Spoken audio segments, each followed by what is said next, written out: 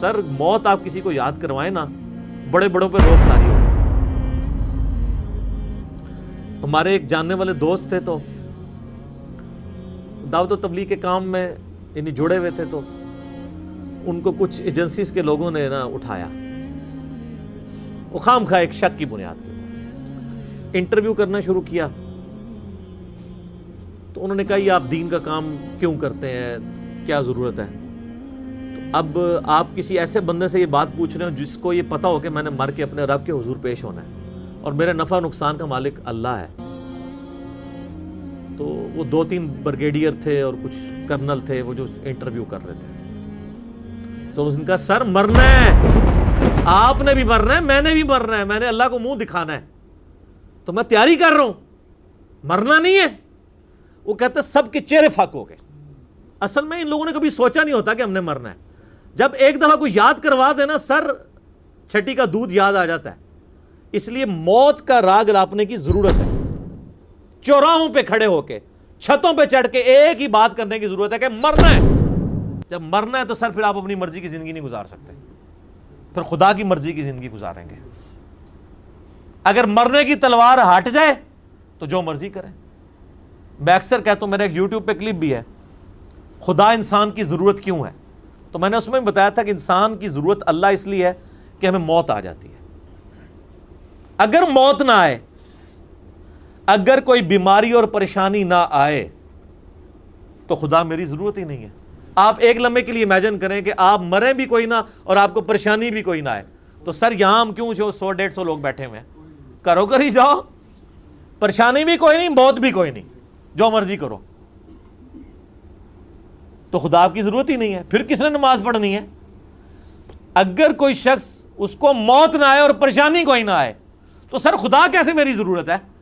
میری ضرورت ہے ہی اس لیے ہے کہ میں نے مر جانا ہے، یہ تلوار لٹکی اللہ کے حضور پیش ہونا ہے۔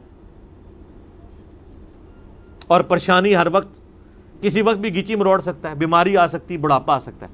اور سر یہ خواہش آپ کی جنت میں اللہ پوری کرے گا۔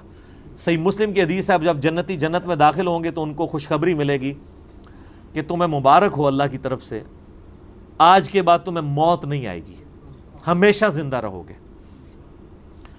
آج کے بعد تم بوڑھے نہیں ہوگے، ہمیشہ جوان رہو گے، 30 سال عمر رہے گی۔ آج کے بعد تم کبھی بیمار نہیں پڑو گے، ہمیشہ تندرست رہو گے۔ بیماری بھی کوئی نہیں، بڑھاپا بھی کوئی نہیں، موت بھی کوئی نہیں، ٹھیک ہے۔ آج کے بعد تم کبھی بدحال نہیں ہوگے، ہمیشہ خوشحال رہو گے۔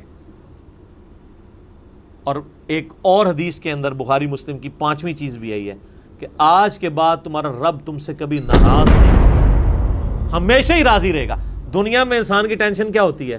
یار یہ کیا اللہ ناراض نہ ہو جائے۔ جنت میں کوئی ایسا کام نہیں جس سے اللہ ناراض ہوتا ہو، ہر کام ہی ایسا ہے۔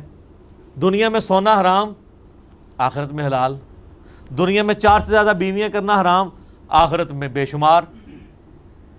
دنیا میں ریشم حرام، آخرت میں حلال۔ دنیا میں نماز فرض، آخرت میں کوئی نہیں۔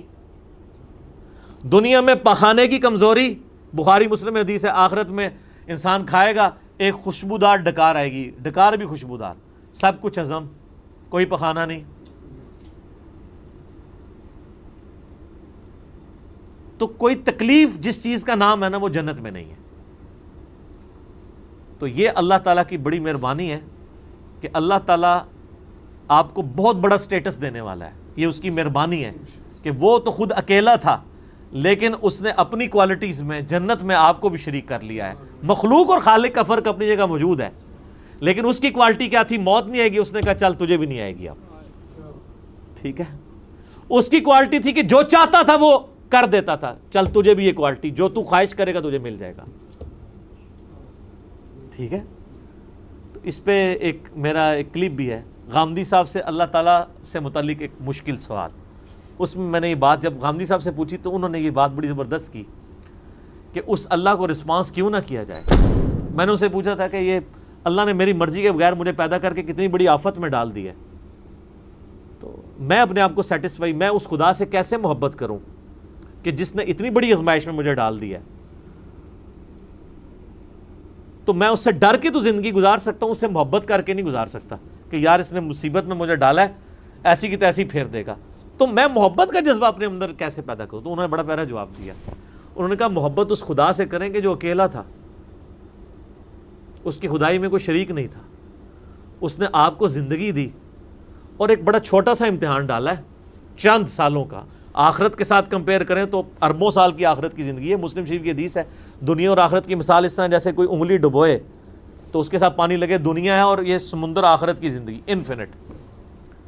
وہ اکیلا تھا, اس کو موت نہیں آنی تھی, اس نے آپ کو پیدا کیا, تھوڑے سے امتحان میں ڈال کے اس نے اپنے ساتھ آپ کو شامل کر لیا کہ آ جا, تجھے بھی موت نہیں آئے گی, تو بھی اپنی مرضی کی زندگی گزارے گا. تو ایسے خدا سے محبت نہیں کرنی چاہیے جس نے تمہیں اپنے ساتھ شامل کر لیا.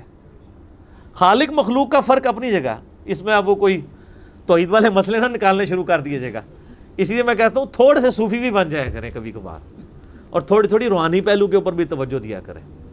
ٹھیک ہے, تو یہ باتیں جو روحانیت کی ہیں یہ تصوف والوں نے تو خیر کیش کروا لی, ادروائز آپ بخاری میں کتاب الرقاق چیپٹر پورا ہے وہ انہی باتوں کے اوپر ہے. دل کو نرم کرنے والی حدیثیں.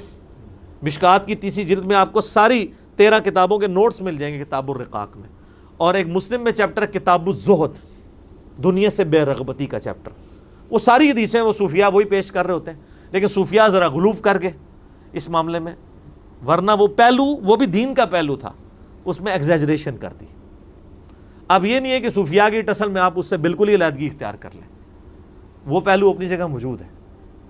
اگر کوئی مجھے پوچھے نا کہ قرآن کی دعوت کا خلاصہ کیا ہے, تو میں یہ بتاؤں گا کہ اللہ کے تعارف کے بعد قرآن کا جو سب سے مرکزی ٹاپک ہے وہ دنیا سے بے رغبتی اور آخرت کی طرف رجحان ہے. یہ مرکزی ٹاپک ہے اس کا. آپ اسے انسانیت کی ہدایت کہہ لیں, نام رکھ لیں, عنوان دے دیں, یا آپ اسے آخرت کی جواب دہی کا عنوان دے دیں. قرآن کا جو ٹاپک ہے, قرآن عقیدے میں توحید پہ بولتا ہے اور اعمال میں یہی کہتا ہے کہ دنیا عارضی ہے, اصل زندگی آخرت کی ہے, تیاری کرو اور ادھر جا کے رہنا ہے. یہی ٹاپک ہے پورے قرآن کا,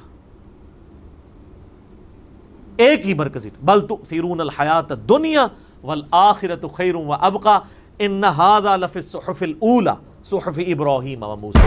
اللہ تعالیٰ سے دعا ہے جو حق بات میں نے کہی اللہ تعالیٰ ہمارے دلوں میں راسخ فرمائے. اگر جذبات میں میرے منہ سے کوئی غلط بات نکل گئی اللہ تعالیٰ ہمارے دلوں سے محو کر دے اور معاف بھی فرما دے. یہ محو میم ہا واو, معاف کا مطلب ہے دھو دے. کئی لوگوں کو یہ اردو بھی اتنی شستہ نہیں نہ آ رہی ہوتی.